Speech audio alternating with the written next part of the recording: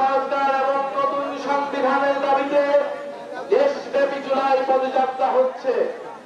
জুলাই গণ অভ্যুত্থানের 1 বছরের মধ্যেও আমরা এখনো দৃশ্যমান বিচার দেখিনি।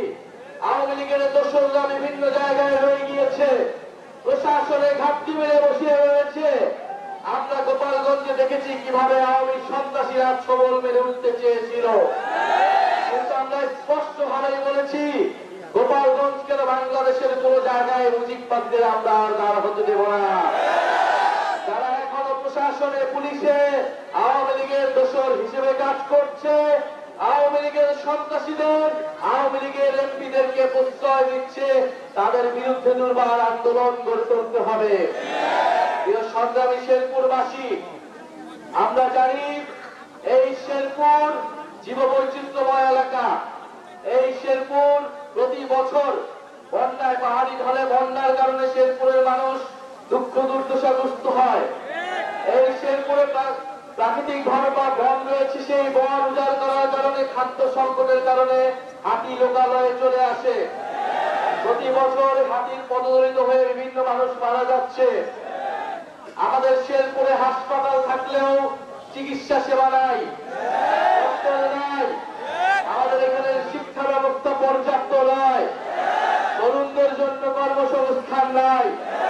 শেখ হাসিনা বাংলাদেশকে বিগত আমলে, আপনারা হয়তো শেখ হাসিনা 30 বছর এই শেরপুর শাসন করেছে আওয়ামী লীগ, কিন্তু শেরপুর প্রকৃত উন্নয়ন পায় নাই।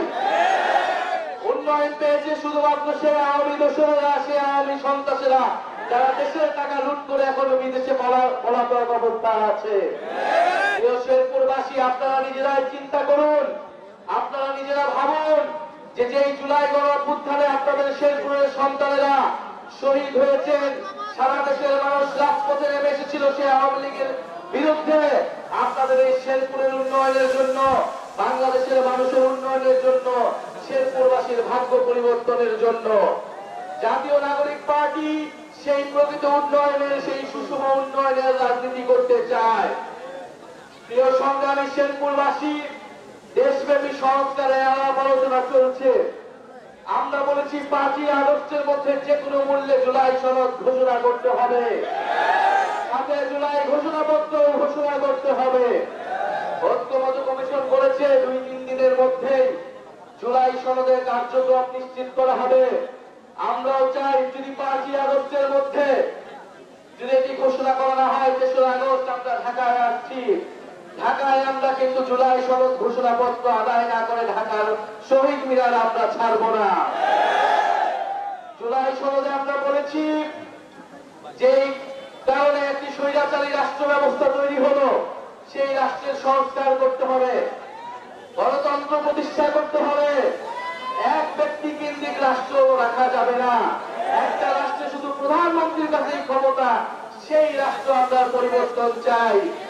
এই জন্য আমরা বলেছি উচ্চকক্ষ লাগবে, এবং এই উচ্চকক্ষ অবশ্যই পিআর পদ্ধতিতেই হতে হবে।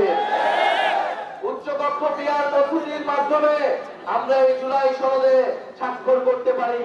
যদি মৌলিক সংস্কার না হয়, যদি রাষ্ট্রের গুণগত পরিবর্তন এই জুলাই সনদের মাধ্যমে না নিশ্চিত করা সম্ভব না হয়, তাহলে এই জুলাই সনদে জাতীয় নাগরিক পার্টি সমর্থন দিবে না। আমরা আরো বলতে চাই যে জুলাই সনদের পাশাপাশি জুলাই ঘোষণাপত্র ছাত্র জনতার দাবি ছিল, কিন্তু সরকার বারবার এই দাবিকে উপেক্ষা করেছে। কিন্তু এবার 3রা আগস্ট সেই দাবি উপেক্ষা করার কোন সুযোগ আমরা দেব না।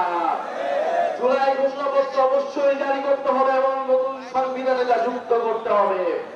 প্রিয় সংগ্রামী শেরপুরবাসী, আপনারা জানেন জাতীয় নাগরিক পার্টি বিচার সংস্কার এবং নতুন সংবিধানের দাবিতে 3রা আগস্ট জড়ো হচ্ছে।